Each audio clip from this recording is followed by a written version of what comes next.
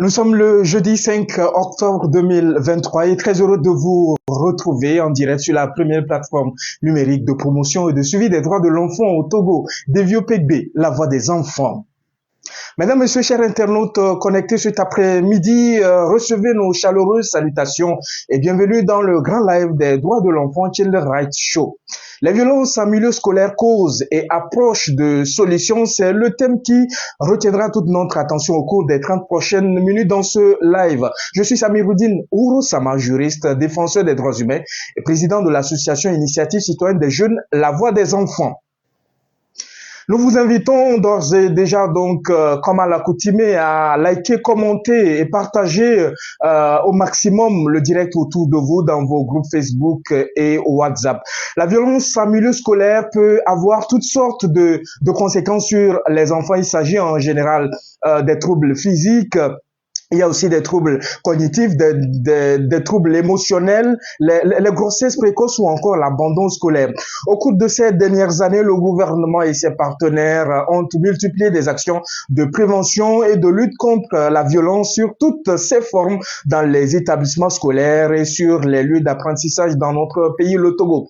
Ce soir, nous vous proposons donc cette thématique afin d'évoquer ensemble avec vous les causes et proposer des approches de solutions. Vous n'êtes pas sans savoir qu'il y a à peine une semaine que les élèves ont repris le chemin de l'école qui doit être un cadre sécurisé d'apprentissage pour permettre aux enfants de développer des compétences diverses.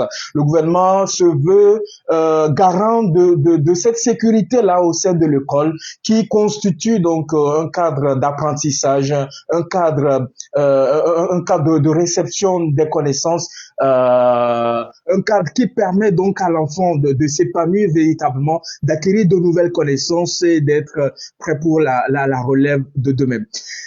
On en parle donc dans ce direct de ce jour. Les violences en milieu scolaire, c'est une réalité dans notre pays depuis quelques années déjà. Les élèves subissent pas mal de violences en milieu scolaire. Quelles sont ces différentes formes de violence-là? Quelles sont les causes de ces violences?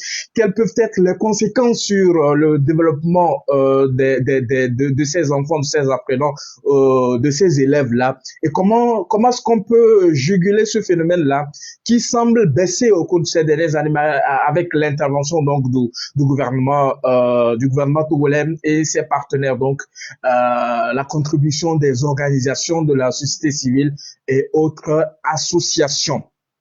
Alors, lorsqu'on parle aujourd'hui des violences en milieu scolaire, on fait cas par exemple au sévice corporel, on fait cas donc par exemple au châtiment corporel, on fait cas par exemple également aux injures, on fait cas par exemple au harcèlement sexuel, on fait cas par exemple à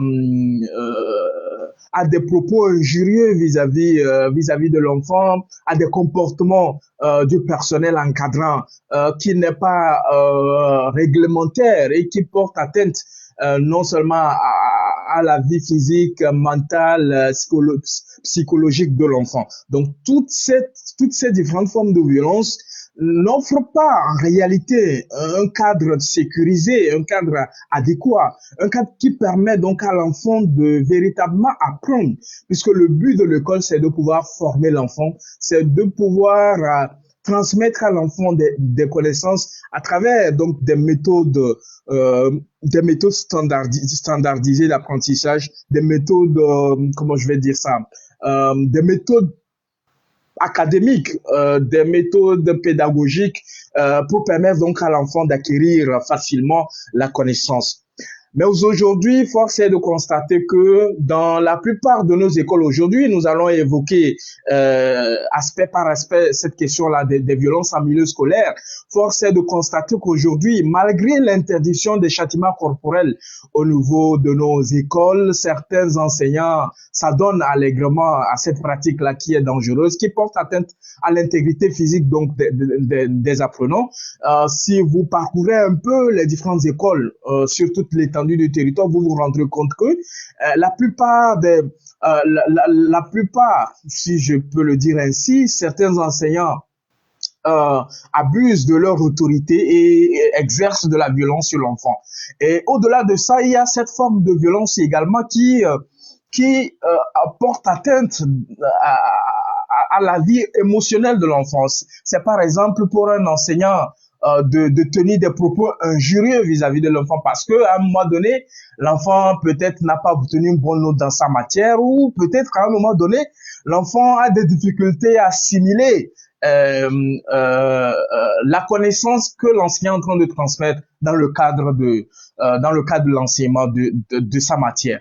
Donc, il y a certains enseignants qui se donnent à ces pratiques-là de tenir des propos injurieux, irrespectueux, des propos qui touchent véritablement l'émotion des enfants, ou certains enseignants, parce qu'à un moment donné, il a courtisé une jeune fille, une élève, et la fille a refusé, ça devient des chantages. Ça devient des insultes à longueur de journée et l'enfant ne se retrouve pas véritablement dans ces conditions-là. Parce qu'un enfant qui est psychologiquement instable, un enfant qui est abusé physiquement, un enfant sur qui on exerce des châtiments corporels, mais comment est-ce que cet enfant-là peut se concentrer? Et cet enfant-là va pouvoir suivre dans des conditions normales le cours qui est dispensé par l'enseignant. Ce n'est pas possible. Je vais dire, c'est quasiment impossible pour l'enfant dans de telles conditions de pouvoir exercer cela. L'autre forme de violence qu'on assiste notamment dans nos écoles, puisque nous venons donc de reprendre les classes, c'est le harcèlement sexuel. Les enseignants qui courent derrière les petites élèves, les enseignants qui courent derrière les filles.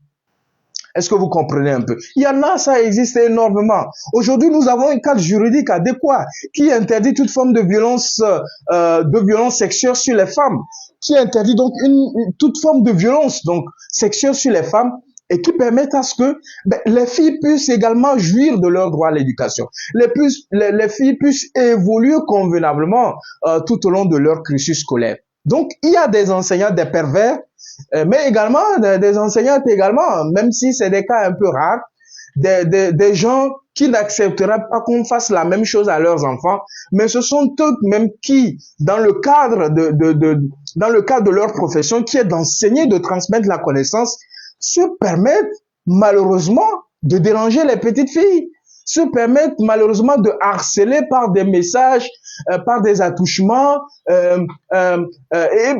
par tout autre moyen qui permettent à la personne donc de troubler un peu la tranquillité de l'élève, donc de troubler la tranquillité de l'enfant qui est venu à l'école pour suivre l'enseignement, pour avoir de la connaissance et tout. Voilà, donc nous avons aussi ça. Et au-delà, il y a tellement plusieurs formes de violence aujourd'hui que les enfants ne se sentent plus en sécurité à l'école.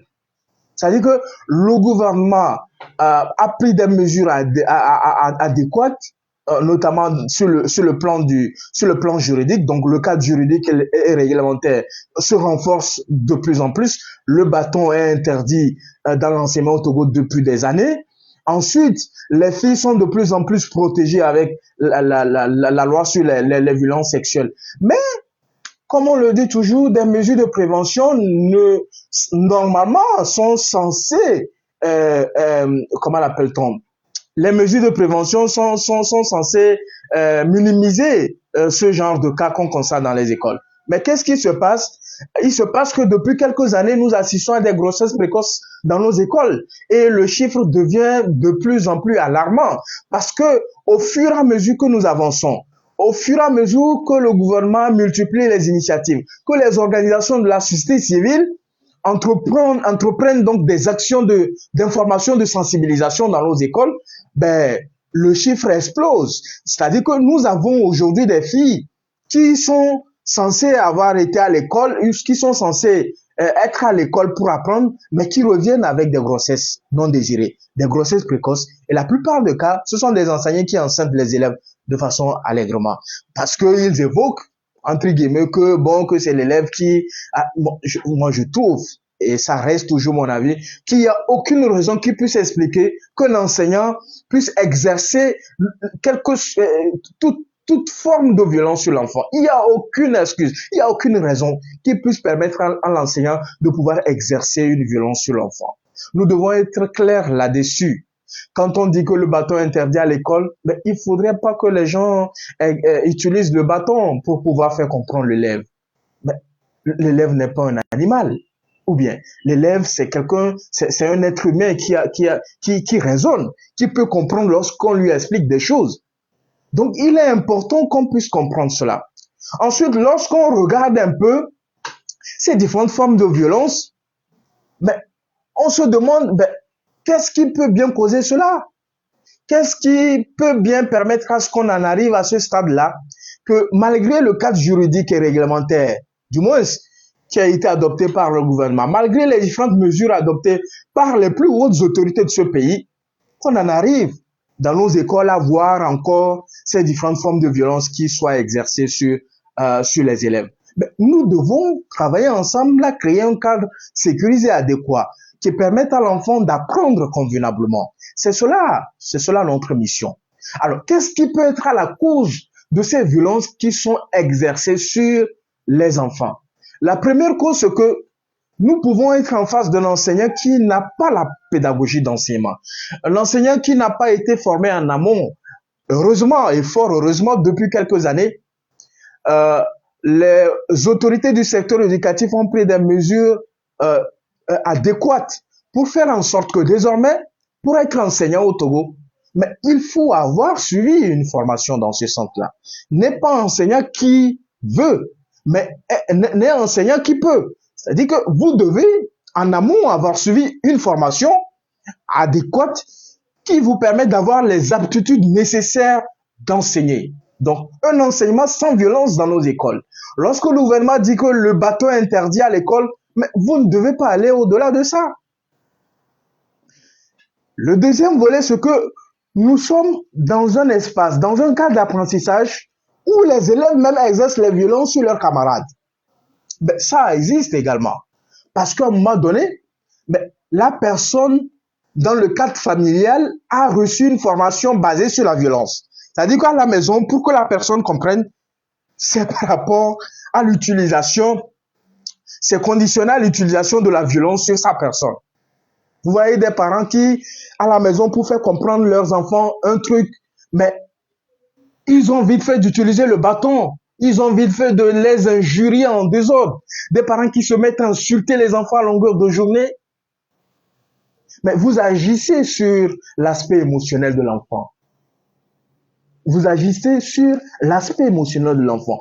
Vous faites en sorte que lorsque l'enfant qui est éduqué dans ce sens-là, qui acquiert l'éducation sur la base de la violence, lorsqu'il se retrouve dans le cadre de l'apprentissage, c'est-à-dire que lorsqu'il se retrouve à l'école, mais il a vite fait de reprendre cette manière-là de faire comprendre à quelqu'un sur ses semblables, sur ses camarades et tout ça là. Donc, les mœurs qui sont enseignées aux enfants dans le cadre de la cellule familiale, ça agit véritablement sur l'enfant à l'école. Ensuite, ce qui peut expliquer ce à quoi nous assistons malgré toutes les mesures, même si le phénomène semble baisser depuis quelques années, comme je le dis toujours, il y a toujours de ces brebis galeux qui sont têtus, qui refusent de comprendre et qui refusent d'appliquer de telles mesures parce qu'à un moment donné, ben, il n'y a pas du contrôle qui se fait. Il n'y a pas un contrôle qui se fait sur le terrain. Même s'il y a un contrôle qui se fait, le contrôle n'est pas suffisant. Le contrôle n'est pas suffisant parce que de jour au jour, on entend, on voit, on constate que les enfants subissent des violences de toutes formes dans le cadre de leur séjour à l'école. L'école qui est censée être un cadre sécurisé, adéquat, qui puisse permettre à l'enfant d'apprendre véritablement, de pouvoir acquérir des connaissances, constitue aujourd'hui un cadre où l'enfant ne se sent pas bien, où l'enfant a peur. Vous imaginez lorsque vous arrivez dans une école où les élèves sont en train de discuter, ils disent « mais l'enseignant là, il est très méchant, il est sévère ». C'est-à-dire que lorsque l'élève voit l'enseignant, il tremble en même temps. Lorsque l'élève voit l'enseignant, il a peur. Mais on n'enseigne pas sur la base de la peur. On n'enseigne pas sur la base de la violence. On n'enseigne pas en faisant peur aux enfants. Mais il faut mettre en place une stratégie d'enseignement qui permettra à ce qu'on puisse enseigner sans violence à l'école. Qu'on puisse enseigner sans violence. Parce que quand vous exercez de la violence sur les enfants, mais Il y a plusieurs conséquences qui se répercutent sur l'enfant. Non seulement l'enfant aura des blessures, des lésions physiques, comme je l'ai dit dans mon mot introductif, mais l'enfant sera physiquement touché parce que vous aurez intenté à son intégrité physique, parce que vous aurez entre-temps exercé de la violence sur la personne. Et lorsque, pour faire comprendre à une personne, c'est par le moyen de la violence, mais quand il va grandir, il va reproduire la même chose parce qu'on lui a appris que le meilleur moyen, la meilleure méthode de faire comprendre à une personne, c'est d'utiliser la violence. Ensuite, lorsque vous injurez les élèves en cours de classe devant leurs camarades, et les camarades de cet élève se mettent à rire de la personne, vous le poussez à l'abandon scolaire, ben, il va quitter l'école parce qu'il ne se sent plus en sécurité, parce qu'il se sent mal à chaque fois qu'il vous voit à l'école. Ben, il y en a plein de ces enfants qui, à un moment donné, ont abandonné le cursus scolaire parce qu'ils ne se sentent plus bien à l'école. Parce qu'à un moment donné, un enseignant leur a fait peur. Un enseignant a exercé des violences psychologiques sur la personne. Mais on dit l'enfant, c'est tout être humain âgé de moins de 18 ans, selon les tests internationaux, même selon notre code de l'enfant. Ça veut dire que l'enfant, c'est un être humain en construction permanente. Il se développe de façon perpétuelle. Comment voulez-vous qu'un enfant dont le cerveau n'est pas encore mûr, qu'il est en train de se former, de se développer, puisse comprendre les choses à travers l'utilisation de la violence? C'est inacceptable. Parce que l'enfant va abandonner les classes. Et ce sera une perte pour notre pays. Parce que les plus hautes autorités de ce pays ont fait de l'éducation le moteur de notre croissance, le moteur de notre développement. Donc, il est important que les mesures qui sont prises par le gouvernement dans le sens de garantir à tous les enfants togolais une éducation de qualité, une éducation sécurisée. Parce qu'il est important qu'on offre aux enfants un cadre sécurisé. Quand on dit un cadre sécurisé, ce n'est pas seulement les infrastructures scolaires. C'est-à-dire qu'il faut que quand l'enfant se rende à l'école, ou quand l'enfant se réveille un beau matin, mais qu'il a envie d'aller à l'école, qu'il n'ait pas une peur permanente qui s'installe en lui, qui fait qu'il a toujours peur d'aller à l'école. Ou lorsqu'il quitte l'école, il dit à ses parents qu'il va à l'école, mais il ne va pas à l'école. Il va rester quelque part. Je ne sais pas si on se comprend véritablement. Et vous, les enseignants, qui courez derrière les petites filles à l'école, lorsque vous exercez ce qu'on appelle du harcèlement sexuel, et lorsque vous forcez à l'enfant, ou lorsque vous forcez l'enfant à avoir des rapports sexuels avec vous, mais vous n'encouragez pas la fille à continuer les études. Vous n'encouragez pas les enfants à continuer les études parce que les actes que vous êtes en train de poser auront des répercussions sur le développement ou le parcours scolaire de l'enfant parce que l'enfant va tomber enceinte précocement. Une grossesse qu'elle n'a jamais désirée. Et à un moment donné, elle va se retrouver à la maison. Elle va se retrouver à la maison, ça veut dire qu'elle a abandonné l'école. Et les statistiques démontrent facilement que lorsqu'une femme ou lorsqu'une fille quitte le cursus scolaire, dans de telles conditions, c'est-à-dire en étant grosse, en étant enceinte de façon précoce, il est très difficile que l'enfant retourne à l'école. Il est très difficile que la fille retourne à l'école.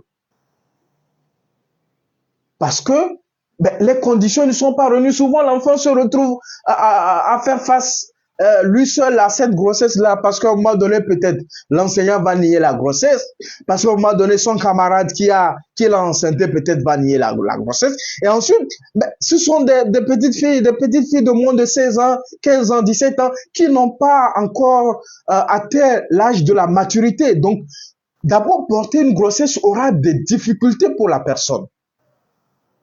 Ça ne serait pas une vie facile pour lui. C'est pour ça qu'on a toujours l'habitude de conseiller aux enfants, notamment aux filles.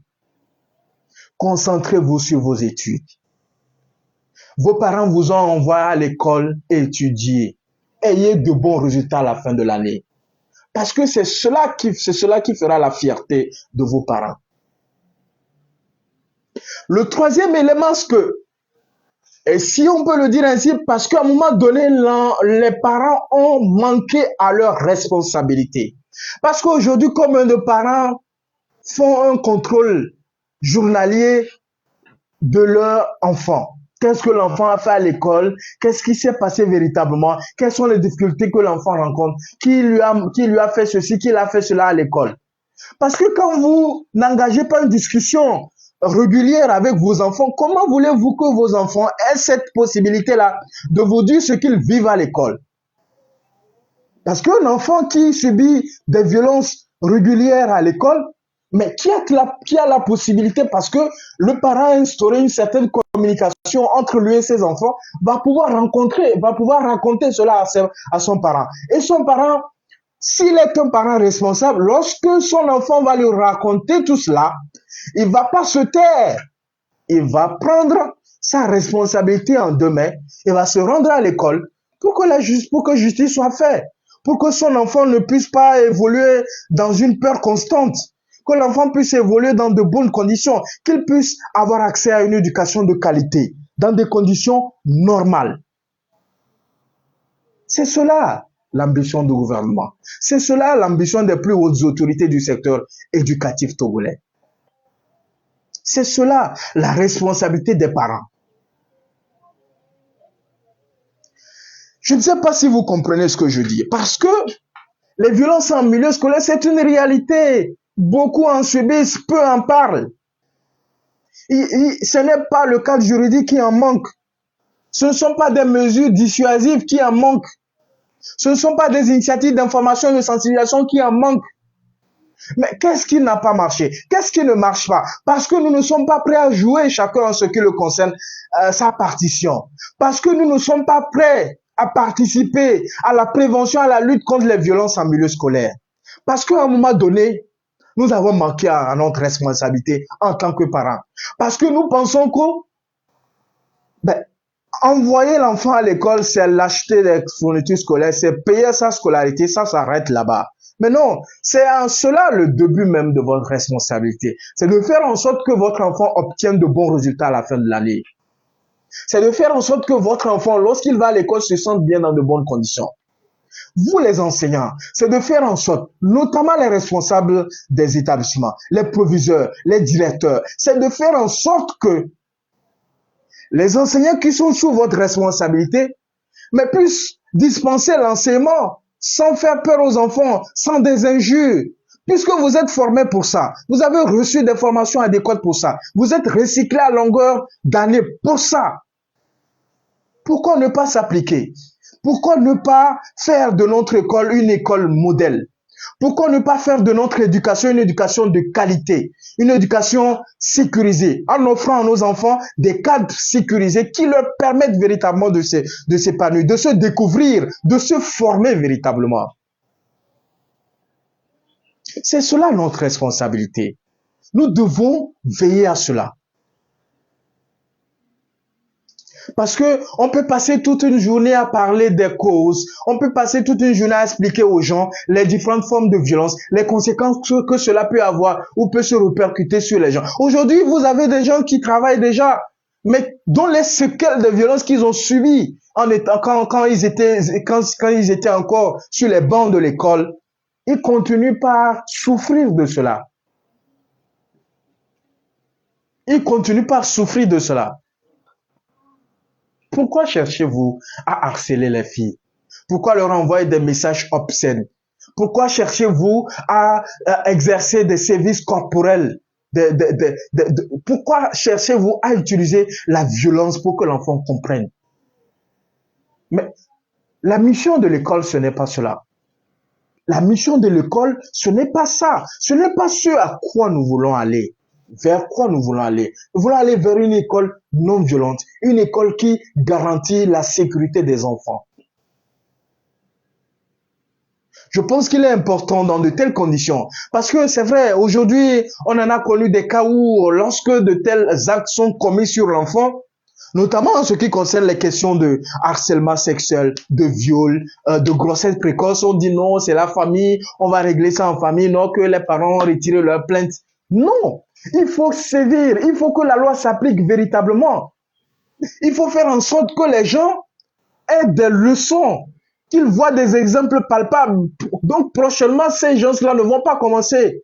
Lorsque la loi dit que quand vous êtes enseignant et que vous enseignez une femme et qu'une fille élève et qu'elle est mineure, elle a moins de 16 ans par exemple, ou moins de 15 ans, vous devez être radié, mais vous devez être radié.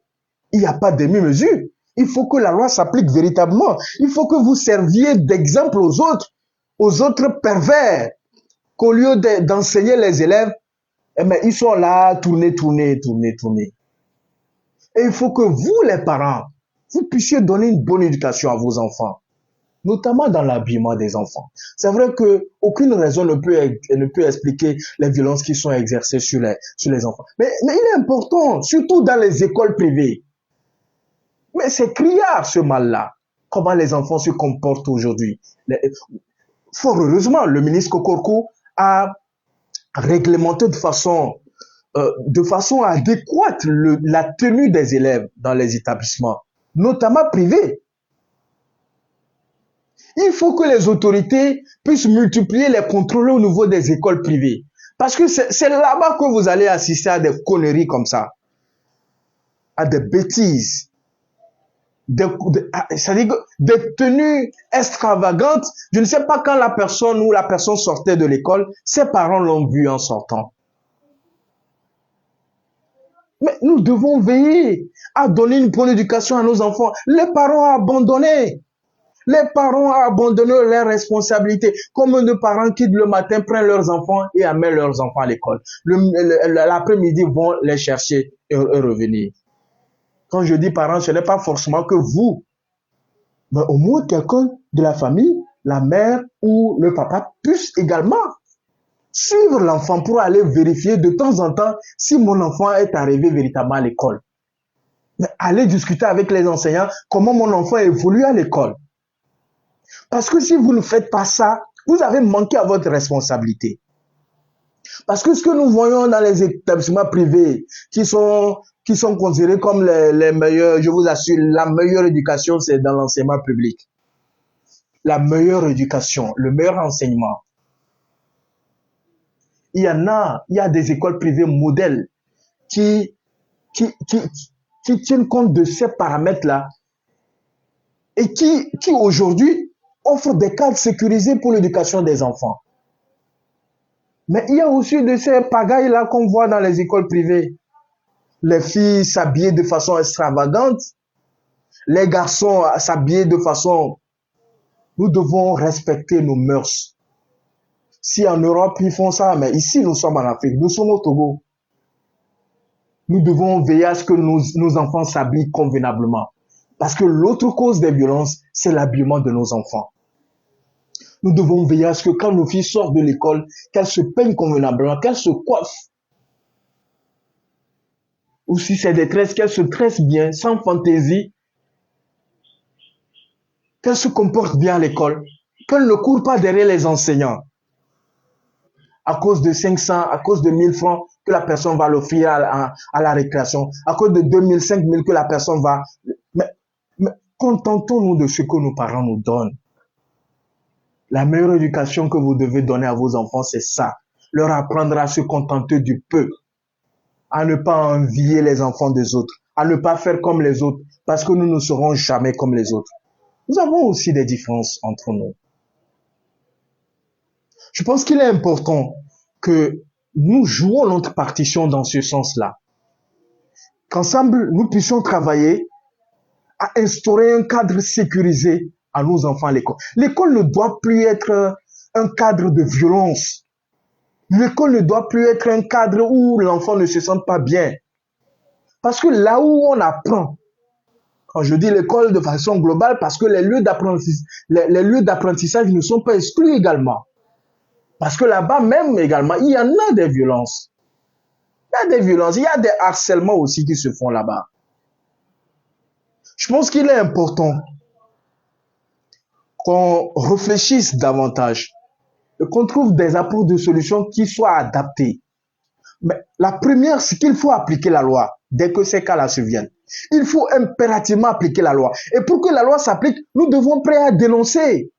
Nous devons être prêts à dénoncer quand il y a 2 ou 3, 4 exemples. Je vous assure, les gens vont cesser de faire des choses comme ça à l'école. Les gens vont cesser d'utiliser le bâton sur les élèves. Les gens vont cesser d'insulter les élèves à l'école, de tenir des propos injurieux, de tenir des propos irrespectueux envers les enfants, de l'insulter à longueur de journée. L'enfant va pleurer, l'enfant va se mettre dans des conditions pas normales. Ça va avoir un impact sur son épanouissement, ça va avoir un impact sur son développement, sur son cursus scolaire, parce qu'à un moment donné, mais s'il ne se retrouve pas, il va abandonner. C'est l'abandon scolaire. C'est l'abandon scolaire, chers amis. Et ça, nous ne pouvons pas nous taire. Le deuxième élément d'approche de solution, c'est qu'il faut que les parents jouent leur rôle. Il faut que les parents assument leurs responsabilités. Un contrôle adéquat, pas un contrôle strict, un contrôle adéquat qui tient compte de l'évolution de l'enfant. Ensuite, troisième élément, les enseignants doivent bien se comporter. Il faut renforcer la formation, la sensibilisation, l'éducation des enseignants à l'éducation non violente.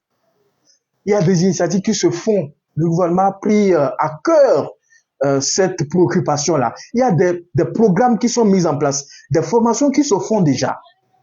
Mais il faudrait que ces formations, ces initiatives, ces mesures se renforcent davantage pour faire en sorte que nous ayons dans nos écoles zéro violence. Donc, une éducation non violente, une éducation basée sur des règles éthiques, une éducation basée sur une pédagogie ayant montré ses preuves, ayant fait ses preuves. C'est cela. Et les chefs d'établissement doivent veiller à l'application de toutes ces mesures. Un chef d'établissement, lorsqu'il vient à l'école, il doit pouvoir être capable d'aller suivre un peu comment les cours se déroulent dans les classes. Ce n'est pas venir rester au bureau seulement. Messieurs les proviseurs, messieurs les directeurs, ne restez pas à longueur de journée dans vos bureaux.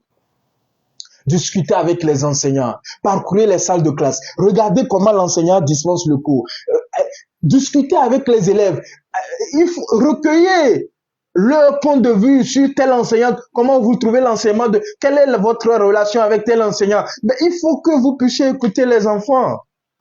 Oui. Vous devez vous mettre au travail. Vous devez vous mettre au travail. Vous devez vous engager véritablement. C'est à cela que nous arriverons à ce résultat d'une éducation de qualité, d'une éducation non violente, d'une éducation basée sur une pédagogie ayant montré ses preuves, ayant fait ses preuves. Le gouvernement s'est déjà lancé dans ce sens-là. Nous comptons sur l'engagement du personnel enseignant. Nous comptons sur l'engagement des parents. Parce que si on dit que l'école est obligatoire au Togo jusqu'à l'âge de 15 ans, c'est un droit constitutionnel. Et qu'il appartient à l'État de prendre les mesures adéquates pour mettre en place des infrastructures scolaires, des infrastructures matérielles, des infrastructures humaines, des infrastructures financières, des moyens financiers en place pour permettre à ce que le droit qui est consacré puisse se réaliser. Donc permettre à ce que les enfants à l'école, dans de bonnes conditions, que les enfants apprennent véritablement. C'est à ce titre-là, c'est à ce pied-là que nous formerons une relève digne de ce nom demain pour notre beau pays, le Togo. Je ne sais pas si on se comprend véritablement. C'est ça. Nous n'avons pas la prétention de détenir toute la connaissance, mais je pense qu'il était important, après une semaine de cours, que nous puissions nous entretenir ensemble sur cette problématique, qui est d'actualité d'ailleurs, beaucoup plus dans les amont les plus reculés, où ce genre de cas surviennent. Si vous avez des cas partagés avec nous, n'hésitez pas, écrivez-nous. Ensemble, nous allons trouver des approches de solutions qui vont permettre donc de résoudre ces problèmes-là au cas par cas dans les différentes écoles sur toute l'étendue du territoire national. Mesdames, Messieurs, chers internautes connectés, voilà, nous avons voulu échanger avec vous sur cette problématique. Nous avons voulu échanger avec vous. Les discussions continuent sur nos différentes plateformes, sur notre site web www.deviopegb.org, sur notre page Facebook Deviopegb ou La Voix des Enfants, sur notre chaîne YouTube également. Écrivez-nous, vous avez toutes nos adresses sur nos différentes plateformes. Écrivez-nous, nous nous ferons le plaisir de vous lire et de vous répondre. Et ensemble, nous allons trouver une solution adéquate à ce problème. C'est déjà donc la fin de Channel Radio de ce jeudi 5 octobre 2023. Mesdames, messieurs, chers internautes, je pense que c'est ce que je suis en train de lire.